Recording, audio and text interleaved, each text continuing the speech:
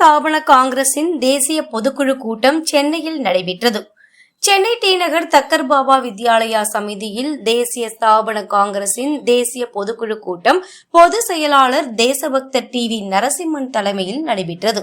இந்த பொதுக்குழு கூட்டத்தில் பெருந்தலைவர் காமராஜர் அவர்களின் பிறந்தநாள் விழா மற்றும் தேசிய ஸ்தாபன காங்கிரஸ் கட்சியின் மூத்த தலைவர்களின் நினைவேந்தல், தேச நலன் சார்ந்த தீர்மானங்கள் இயற்றுவதற்காக இந்த பொதுக்குழு கூட்டம் நடைபெற்றதாக தெரிவித்தனர். அப்போது பொதுச் செயலாளர் தேசபக்தர் டி.வி. நரசிம்மன் அவர்களுக்கு நூல் நோக்கும் டிராட்டை நினைவு பரிசு வழங்கி கௌரவிக்கப்பட்டது. பின்னர் தொடர்ந்து இந்த பொதுக்குழுவில் 9 தீர்மானங்கள் நிறைவேற்றப்பட்டது. மேலும் 16 வயது நிரம்பிய இந்தியா முழுவதும் உள்ள இளைஞர்கள் கட்டாயம் 1 வருடம் ராணுவத்தில் பணிபுரிய வேண்டும். இதனை மத்திய அரசு அறிவிக்க வேண்டும். இதனால் தேசபக்தியும் ஒழுக்கத்தையும் நிலைநிறுத்தப்படும். ஆகையால் மத்திய அரசு இதனை உடனே அறிவிக்க வேண்டும் என தெரிவித்தனர். மேலும் அறநிலையத்துறை மூலம் வருகின்ற வருவாயை இந்து கோவில்களுக்கு மட்டும் பயன்படுத்த வேண்டும். அதேபோல் வேறு மதத்தை சார்ந்தவர்கள் இந்து கோவில்களில் பணிபுரிந்தால் வேறு பணியிடங்களுக்கு மாற்றம் செய்திட வேண்டும் என்று தமிழக அரசுக்கு கோரிக்கை விடுத்தனர். தமிழகத்தில் ஓடும் அனைத்து நதிகளையும் ஒருங்கிணைத்து முப்போகம் பயிர் செய்ய தமிழக அரசு வழிவகை செய்ய வேண்டும்.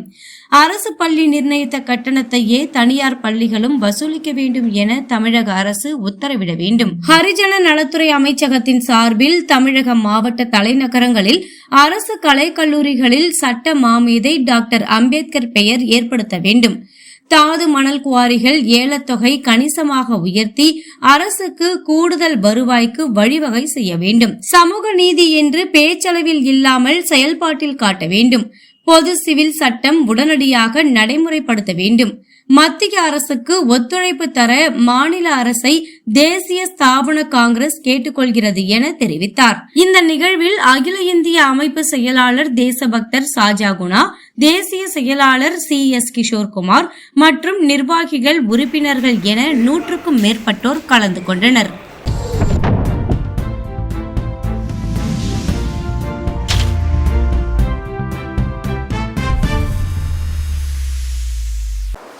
இன்றைக்கி கூடியிருக்கிற தேசிய ஸ்தாபன காங்கிரஸினுடைய பொதுக்குழுவில் பெருந்தலைவர் பிறந்த நாளையும் இணைத்து கொண்டாடுகின்ற நிகழ்ச்சியில் 9 தீர்மானங்கள் நாங்கள் நிறைவேற்றியிருக்கிறோம். இந்த பொதுக்குழு அதில் முக்கியமானதாக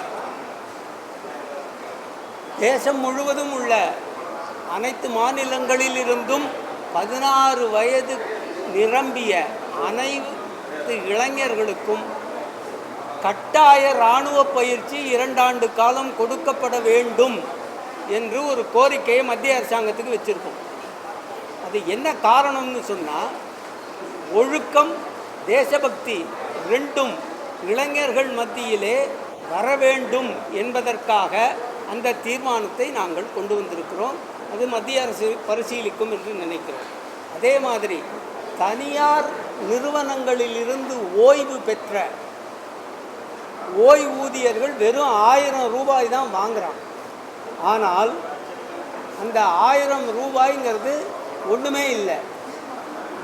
கிட்டத்தட்ட ஒரு ஆயிரக்கணக்கான கோடி அன்கிளைம்டு அந்த டிபார்ட்மெண்ட்டில் இருக்குது, தொழிலாளர் நலத்துறை அமைச்சகத்தில் இருக்குது. அதை வேறு எதுக்கும் மாற்றிவிடக்கூடாது என்று சட்டமும் இருக்கிறது. ஆனால் அப்படிப்பட்ட ஒரு முயற்சியை சிதம்பரம் ஆட்சி காலத்தில் பண்ணாங்க. அதுக்கு ஓய்வூதியர்கள் சங்கம் அன்னைக்கு காங்கிரஸ் கட்சியினுடைய தலைவராகவும் எம்பியாகவும் இருந்த இந்த நம்ம ராமதாஸுடைய சம்பந்தி அவர் கிருஷ்ணசாமி, அவர்கிட்ட போய், அவர் அட்வொகேட், அவர்கிட்ட போய் நானும் தனசேகர் அவர்களும், என்னுடைய முன்னாள் தலைவர் ஸ்தாபன காங்கிரஸ் கட்சியினுடைய தலைவர் தனசேகர் அவர்களும் போய், ஏன்னா இவரும் வக்கீல், அவரும் வக்கீல், அவர் எம்பியாக இருக்கார், இதுக்கு நீங்கள் கேஸே போடலாம்னு அவர் இவருக்கு அட்வைஸ் பண்ணார். நாங்கள் கேஸ் போடுவோம்னு ஓய்வூதியர்கள் சங்கத்திலிருந்து அல்டிமேட்டம் கொடுத்த பிறகுதான் அந்த முயற்சியை UPA அரசு கைவிட்டது.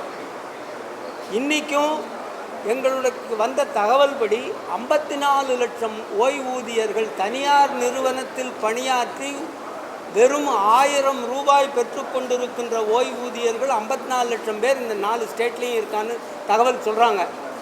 ரைட் அட்மிஷன் இதில்.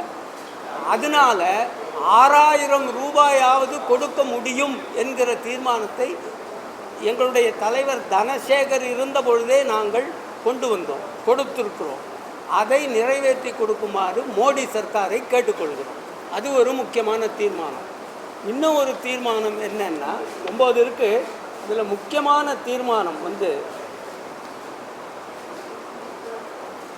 இந்து சமய அறநிலைத்துறைக்கு கிடைக்கும் வருவாய் முழுவதும் இந்து கோயில்களுக்கே பயன்படுத்தப்பட வேண்டும் என்றும் மற்ற மதத்தினரை அத்துறையில் அலுவலகப் பணிக்கு நியமிக்கக்கூடாது என்றும் தமிழர் பண்பாடு கலாச்சாரம் காக்கப்பட்டு கோயில்களில் தேவாரம், திருவாச்சகம், திருமந்திரம், திவ்ய பிரபந்தம், திருப்பாவை, திருவம்பாவை வகுப்புகள் நடத்த அதற்கான கட்டமைப்பை ஏற்படுத்தி கொடுக்க வேண்டும் என்றும் தமிழக அரசை இந்து சமய அறநிலையத்துறையை தேசிய ஸ்தாபன காங்கிரஸ் கேட்டுக்கொள்கிறது. இது ஒன்று. இன்றைக்கி ஹாட் டாப்பிக்காக என்ன பேசுகிறாங்க அப்படின்னா, திருச்சி சிவா சொன்ன விஷயங்கள். அவர் காமராஜ் ஏசி இல்லாமல் தூங்க மாட்டார், ரொம்ப வேணும் அப்படின்லாம் சொன்னார். கருணாநிதியை கையை பிடிச்சிட்டு காப்பாற்ற சொன்னார் தமிழகத்தை அவருக்கு பிறகுலாம் சொல்லியிருக்காங்க. அது உண்மைக்கு புறம்பான செய்தி என்று நான் சொல்ல முடியும், அவ்வளவுதான். உண்மைக்கு புறம்பான செய்தி. ஆனால் அவருக்கு ஏசி வேண்டும் என்று இவர் அழுத்தி சொல்லுகிறார் பாருங்கள். அதற்கு ஒரு விஷயம் சொல்லுகிறேன். தனக்கு ஏசியே கூடாது என்று இவருடைய செலவுகள் அனைத்தையும் கவனித்து கொண்டிருந்த அவருக்கு வர்ற சம்பளம் அவருக்கு வர்றதில்லை. அந்த சம்பளத்தில் 150 ரூபா அவங்க அம்மாவுக்கு அனுப்பி சொல்லிவிடுவார் பெருந்தலைவர். மீதி சம்பளம் தமிழ்நாடு காங்கிரஸ் கமிட்டி அக்கௌண்ட்டுக்கு போயிடும். தமிழ்நாடு காங்கிரஸ் கமிட்டி என்ன வசதிகள் செய்து கொடுக்கிறார்களோ அதை வைத்து கொண்டு அவர் வாழ்ந்தார். வீட்டு வாடகை 150 ரூபா, அம்மாவுக்கு 150 ரூபா. மீதி எவ்வளோ அவருக்கு சம்பளம்? 500 ரூபா தான் வாங்கிட்டு இருந்தார் அவர் சம்பளம், இல்லையா? அவர் சீஃப் மினிஸ்டராக இருக்கும்போது 500, அதுக்கப்புறம் முடியும் போது 63, 64 3500. இந்த 3500 ரூபாயும் 150 ரூபாய் போக மீதி அங்கே போய்விடும். தமிழ்நாடு காங்கிரஸ் கம்யூனிஸ்ட் கட்சிக்காரன் எம்எல்ஏ வாரானே, அவனுக்கு என்ன சட்டம்னா தெரியுமா? அவனுடைய சம்பளம் முழுவதும் கட்சிக்கு போயிடும். அவனுக்கு அவங்க வசதி செஞ்சு கொடுப்பாங்க, அவ்வளவுதான். அதே மாதிரி தான் காமராஜ் மாதிரி இவரை பார்த்துக்கிட்டா அவன் கற்றுக்கிட்டான்னு சொல்லணும். அந்த 3500 ரூபாய்க்கு என்ன வசதியோ அவன் செஞ்சு கொடுக்க முடியுமா? அப்போ ஏசி போடுறேன்னு சொன்னாங்க. நோ, கூடாதுன்னு சொன்னவர் பெருந்தலைவர். இந்தியன் எக்ஸ்பிரஸ் கோயங்காவும் பெருந்தலைவரும் வாடா போடான்னு பேசிக்க கொள்ளக்கூடிய அளவுக்கு நெருக்கமான நண்பர்கள்.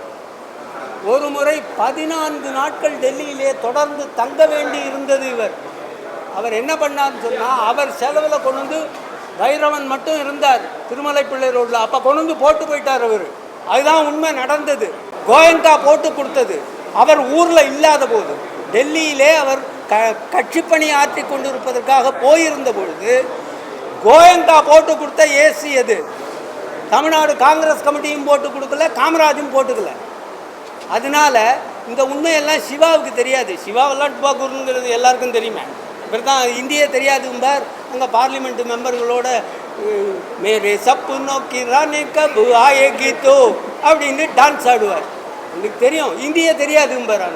ஆனால் இந்த டான்ஸ்லாம் ஆடுவார். பொய், உண்மைக்கு புறம்பானது எதையும் திமுக காரன் சொல்லுவான். அவ்வளோதான் என்னால் சொல்லுவேன். ஓகே சார், அவங்களுக்கு விஷயமே தெரியாதே சார். என்ன மாதிரி பழைய காங்கிரஸ்காரனுக்கு தானே தெரியும். காங்கிரஸை பற்றி இப்போ இருக்கிறவங்களுக்கு ஒன்றும் தெரியாது சார். காங்கிரஸ் பற்றி எதுவுமே தெரியாது உங்களுக்கு. சிதம்பரமே காங்கிரஸில் இருந்த காமராஜோட இருந்தபோது இருந்தாரன்னு. சிதம்பரமே இந்திரா காங்கிரஸில் சேர்ந்தவர் தானே சார். காங்கிரஸை பற்றி தெரிஞ்சவன் யார் இருக்கான்? காங்கிரஸை பற்றி தெரிஞ்சவன் யாரும் இல்லை சார். எல்லாம் இந்திரா காங்கிரஸ் தான் இருக்கான். எல்லாம் இந்திரா காங்கிரஸில் சேர்ந்தவன் தான். காமராஜ் இருந்தபோது இருந்தவன்ல நான் ஒருத்தன் இருக்கேன் சார் காங்கிரஸில். வேறு யாராவது இருந்தால் சொல்லுங்க. இதோ என்னோட இவங்கெல்லாம் இருக்காங்க ஸ்தாபன காங்கிரஸ், அவ்வளோதான். வேறு யாரும் இல்லை. எங்கே இருந்தாங்க? அப்பாங்க போனவங்க இப்போ சொல்கிறேன் சார், நான் உயிரோடு இருக்கிறவங்கள இப்போ யார் இருக்கான்? காமராஜோடு இருந்தவன் யார் சார் இருக்கான் சொல்லுங்கள்? யார்? கேவி தங்கபாலுலாம் எப்போ வந்தார் காமராஜ் தெரியுமா அவருக்கு? கேவி தங்கபாலுலாம் நான் காங்கிரஸில் காமராஜ் இருந்த வரைக்கும் சத்தியமூர்த்தி பவனுக்கு போயிருந்தேன், ராமச்சந்திரன் இருந்த வரைக்கும் போயிருந்தேன். கேவி தங்கபாலுலாம் நான் பார்த்ததே இல்லையே சார். சத்தியமூர்த்தி பவனில் சிதம்பரத்தை பார்த்தது இல்லை, கேவி தங்கபாலு யார்? ஆதித்யநாத்லாம் எந்த காலத்தையோ இல்லையே சார் காங்கிரஸில். தனுஷ்கோடி ஆதித்யன் எப்போ? இந்திரா காங்கிரஸாக தானே சார் தெரியும் சார். அவர் நாடாராக இருக்கிறதுனால காமராஜோட இருந்திருப்பாருன்னு இவங்களா அனுமானம். எங்கே சார் இருந்தாங்க காமராஜோட? 69க்கு அப்புறம் காமராஜோட இருந்தாங்களா? 69க்கு அப்புறம் நீங்கள் சொல்கிற ஆட்கள்லாம் காமராஜோட இருந்தாங்களா? யாரும் இல்லை.